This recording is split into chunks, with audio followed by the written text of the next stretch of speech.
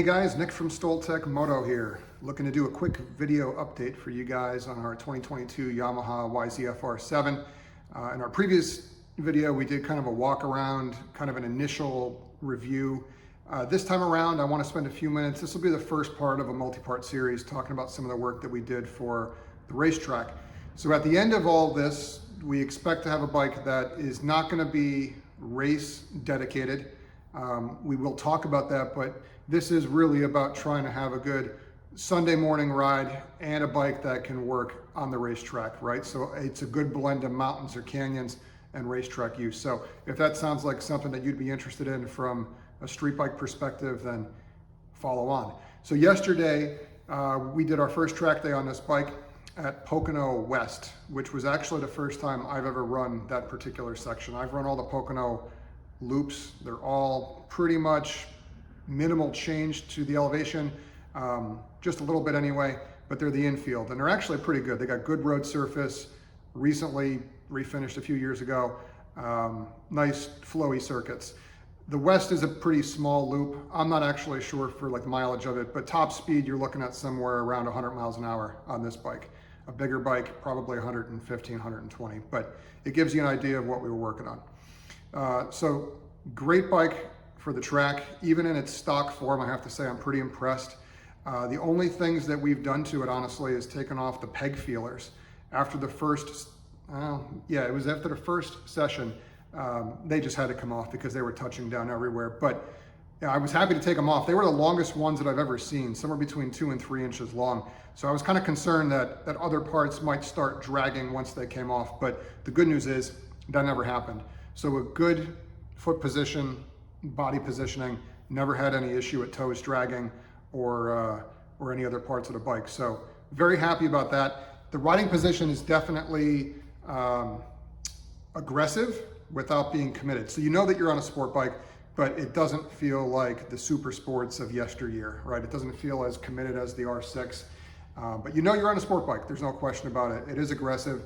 After 20 minutes or so on the racetrack, granted at that pace, my knees were definitely a bit sore. So after the end of the day, which if you added them all up, probably about 120 or so miles, maybe about 2 hours worth of riding, I was definitely tired, right? So it's not as comfortable as a naked bike on the track, but the good news is that the ergonomics with the hand positioning, the arm positioning, the size and shape of the fuel tank, or I guess the fuel tank cover, the seat, it all works really, really well to get you in a good body position at the racetrack.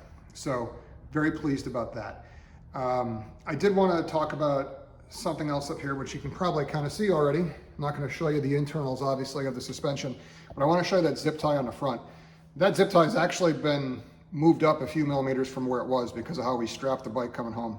Excuse me. But I want to show here that at my weight, which is about 205 in full gear, leathers, chest protector, back protector, some padded shorts, boots, helmet, gloves, and an airbag vest, that's how much how much suspension travel I'm using on the brakes. And I want to make a note to say that the course that we were on yesterday was not particularly a heavy braking track. All right, so even under what I consider moderate braking, there is definitely not much support on the front end or the rear end for that matter. So the spring rates are definitely sized for what I would consider street usage. They're pretty plush. They absorb a lot of the irregularities in the road. But one of the issues obviously is that they just don't have the support, certainly in the front end, for heavy braking. So if I had to do one thing and only one thing to this bike to get ready for the racetrack, it would be to put a heavier set of springs in here. Now, the one thing I will say is that in order to get the feel to be somewhat reasonable, we had to dial in the rebound just about all the way in up front. So separate adjustability, rebound here, compression over here. To get this thing so it doesn't feel like a pogo stick, that had to be turned in just about all the way. So with a heavier set of springs, that's only going to exacerbate that problem. You're going to need to do a revalve. You're going to need to do some heavier oil. Certainly a full cartridge kit if you feel the need, but we haven't gotten there yet, so I don't want to speculate on how good or bad these forks are. But I will say that in terms of the price point, which was a theme that we mentioned last time, the forks work pretty well. So if you're a novice, if you run in the The intermediate class, I would say you're gonna feel that it's soft, but you'll be okay with it. At that pace, not a problem. It won't be an issue until you get to mid-pack or more of the advanced group, right? So at that point, it's gonna start to slow you down just because it really dives heavily under braking, and it gets pretty stiff at the bottom, so traction starts to get a little funky under braking. And actually, on more than one occasion yesterday, I had the front tire kind of howling a little bit. So there again, we're gonna come back to the fork and the shock and everything, and we're going to address that. So we already have some things going on, but I wanted to ride the bike in stock form to give you guys a good perspective of what you're getting right off the showroom floor. So fork, not terrible, but definitely needs some help.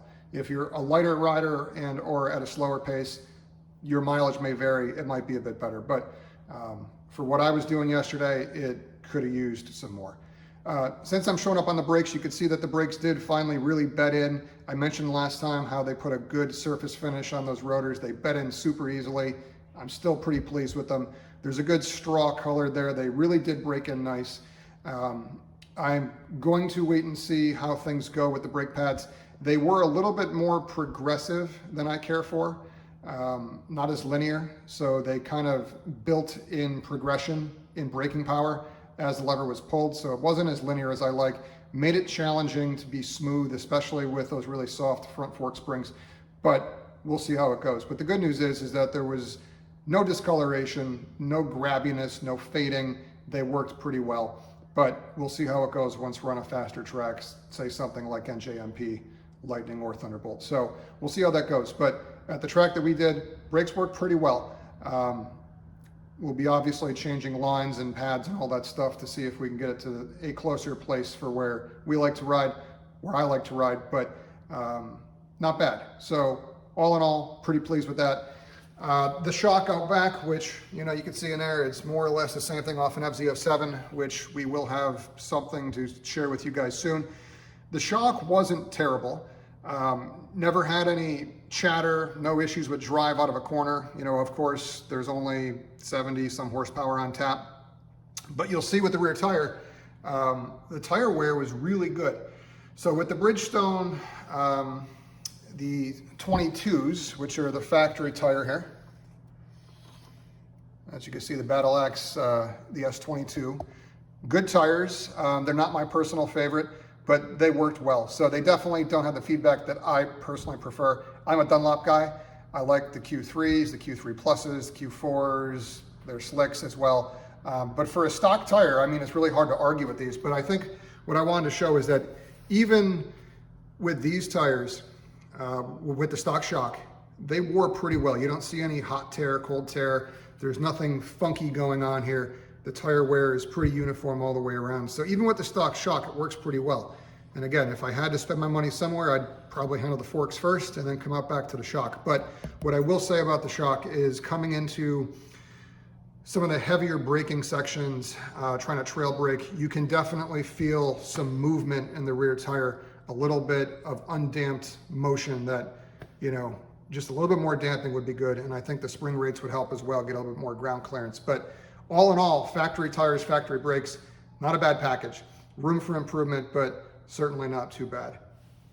The other thing I wanted to mention up here was going to be on the clip-ons.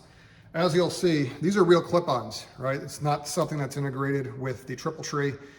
So it is a bolt-on, which is nice, especially if you crash the bike at the racetrack. You don't have to replace this whole top triple if you crack or bend it, which obviously you will if you crash. So it's a two-piece setup. It's probably not going to be as strong as something aftermarket. You could pick your brand. We'll be throwing something on here from Woodcraft in a follow-on video. But the one thing that I want to mention is that the angle, there's a bit of a downward angle there, which is typical for sport bikes, certainly from like the factory. And then there's also that sweep, if you will. So ergonomically on the street, I had a couple little gripes where I was having blood flow issues to my right hand and my fingers were going numb. I never had that happen on the racetrack yesterday, which was great, but that's probably just a function of me moving around on the bike more often. But one of the things I'm going to play around with, and I suspect I won't be the only one, is going to be bringing these bars, not raised up on the bike so much, but angled up a little bit and then angled out. just to get a little bit more circulation to my hands. So that's one thing that I would definitely change.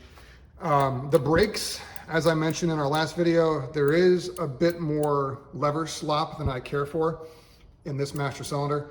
I've never seen this master cylinder on any of the Yamaha bikes, or for that matter, even Ducatis, which use obviously a lot of the Brembo stuff. So this one's different. It's probably not very high end. We haven't had it apart yet, but you know, it works well. That might be contributing to some of that progressiveness, or I would say the funny braking that we've had on the racetrack. So we'll see how that goes, but for what it is, it's not a bad setup, right? So depending on your pace and your budget, you can get by just fine with this. I would care for a different lever, which we're working on now as well. We don't have something to just use off the shelf for this one, but we're working on something with ASV right now. Hopefully get something more adjustable, because I would like to have this just a little bit closer to the bar so that I can get to it and brake to the end, blip the throttle, and still feel the brakes. For my finger length, it's just a little bit too far. So working on levers.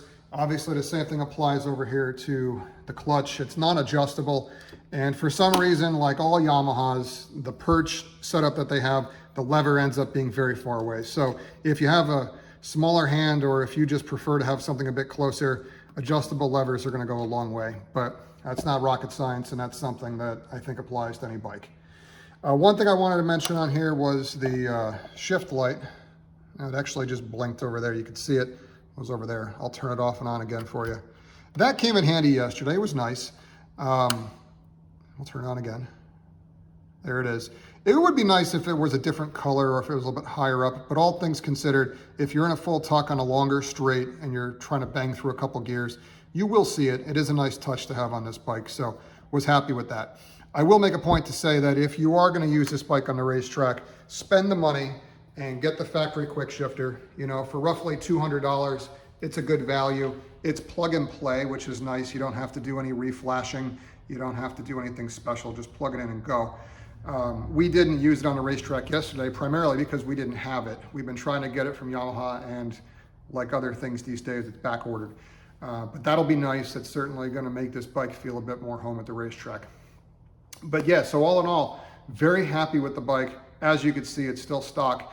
We did put a couple things on it, obviously. The frame sliders in there, which I'll show you. I'm going to have these up on our site real soon, but these are the Woodcraft. They fit in there great. There's no trimming. We're working on a new cover here, or a cover protector with Woodcraft. Should be, I'm thinking, probably sometime this fall. Normally it would cover the water pump, but it's underneath the plastic there. So rather than have to try and get it underneath that, take off the fairings, trim things, and then possibly have some contact with the ground here as opposed to the cover, we're gonna opt for something up in here. So more to follow on that.